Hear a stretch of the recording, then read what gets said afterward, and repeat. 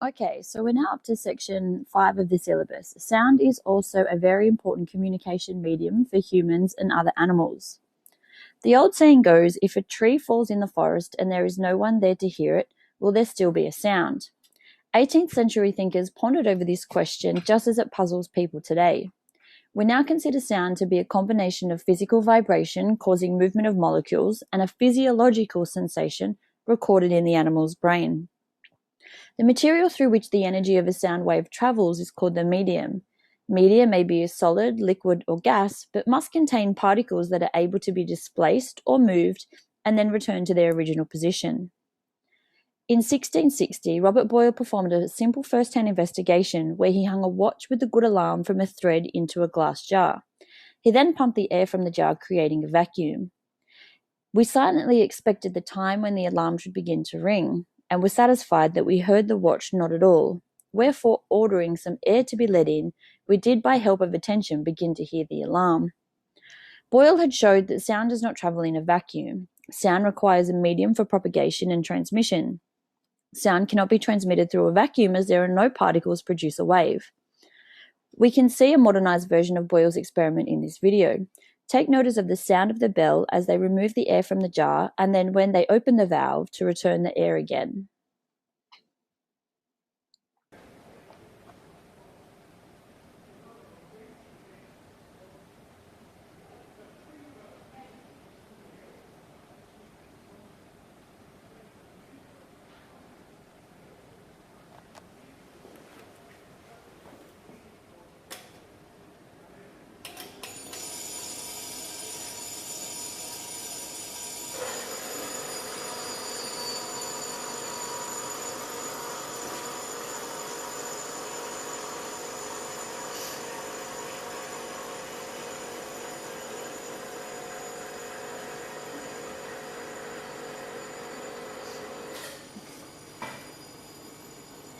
As we can see, the amount of air in the jar has been reduced.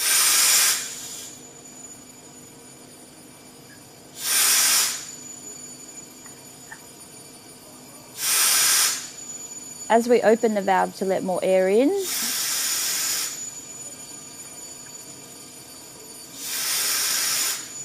we notice the ringing getting louder.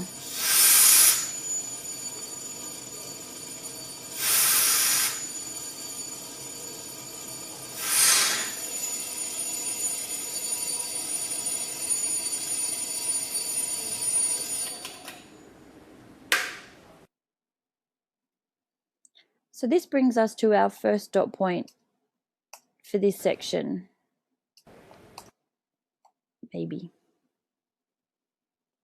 Which says, explain that sound is produced by vibrating objects and that the frequency of the sound is the same as the frequency of the vibration of the source of the sound. So again, here's another little video that explains what sound is, and then we'll move on and have a look at some information for the actual dot points. So what is sound? It's produced by vibrating objects. Can you hear that? All matter is made of particles. As the ruler bends forward, it pushes particles in the air closer together. This makes a region known as compression, which moves forward like a stack of dominoes pushed over. As the ruler moves backwards, the particles in the air move further apart, making a region called rarefaction. The ruler moves forward again, making another compression, which forces the rarefaction and first compression forwards. In this way, compressions and rarefactions move out from the ruler, making a sound wave. But it's not just a noise that we hear. We can hear if the sound is low or high, low-pitched or high-pitched. The pitch of a sound is determined by the number of vibrations produced in a second. That rate, or frequency, with which sound waves are produced is very important. The higher the frequency with which the air vibrates, the higher the pitch. The lower the frequency of air vibrations, the lower the pitch. Frequencies are measured in units called hertz. We can hear with our ears sound frequencies from 20 hertz, that's 20 vibrations a second, up to 20,000 hertz. Now let's look at how these ideas apply to music. Sound waves on an oscilloscope look like this. It's like a graph of the sound wave. Again, for high-pitched notes, the waves are close together. For low-pitched notes, they're further apart. This is a pure C note, the type you get from a tuning fork. Okay, so we're actually going to have a look closer at using the crow in class. So let's just have a look at some of the ideas behind sound. So sound originates when something vibrates rapidly enough to organize the movement of molecules so as to send a compression wave through the medium. The wave can only travel through a media which contains particles that can be compressed or spread apart.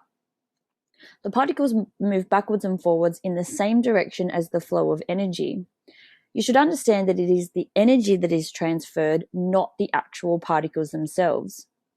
As you can see in the picture, the particles come together in areas of compression and then spread apart again as it moves from the source of the sound towards your ear in this picture here.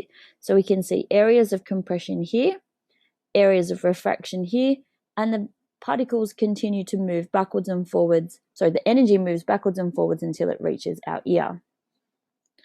Waves can be measured in terms of their frequency, wavelength, and amplitude. The frequency of vibrations is the number of waves which pass a given point in 1 second. Frequency is expressed in cycles per second, and 1 cycle per second is called a hertz.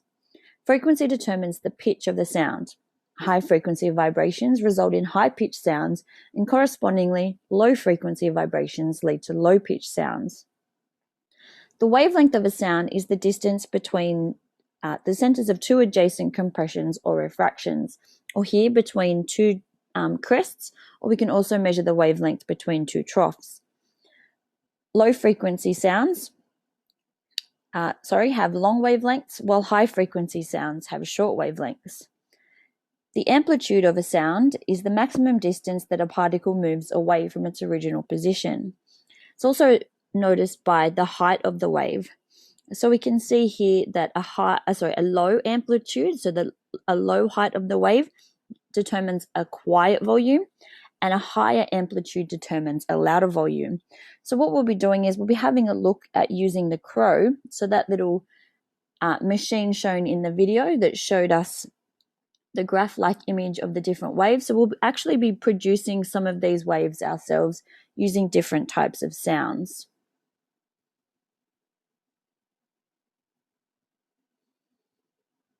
So just like we looked at with light, we need to be able to have a look and explain why sound is a useful and versatile form of communication. So unlike light, sound is able to bend around objects and travel around corners. It travels through all substances, whether they are solids, liquids, or gases. So obviously light cannot pass through a solid.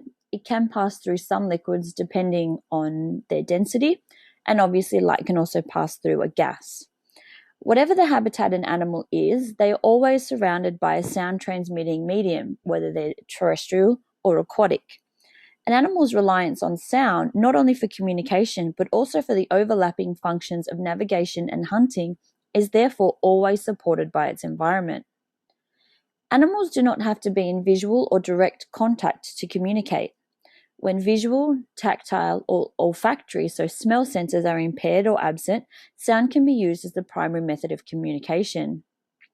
A variety of sounds may be produced by varying the pitch, loudness, or tone of the sound, and different things can be communicated by obviously a louder volume, usually means more urgency, higher pitched can sometimes refer to pain, so a wide range of things can be communicated in a short period of time.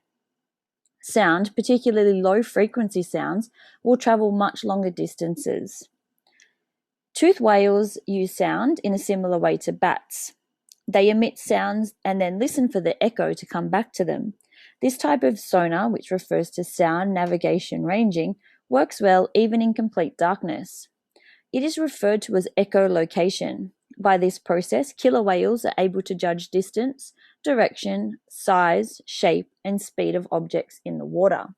So we'll be having a look at echolocation in bats, so the use of high-frequency waves a little bit later. But at the moment, we're going to have a quick look at how sonar works with whales to help them find food in the darkness of the ocean.